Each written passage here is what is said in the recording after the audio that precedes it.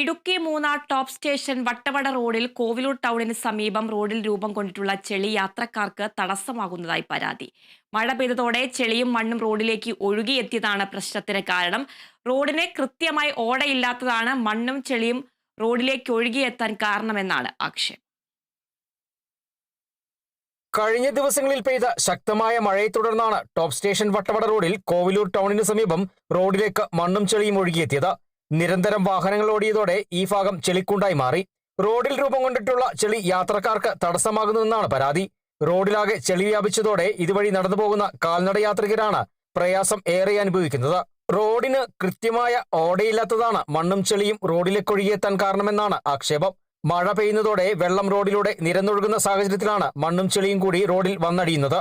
മഴ പെയ്തതോടെ കോവിലൂർ കൊട്ടാക്കമ്പൂർ റോഡിൽ വെള്ളക്കെട്ടുണ്ടാകുന്ന സാഹചര്യവും യാത്രക്കാർക്ക് തടസ്സമുണ്ടാകുന്നുണ്ട്.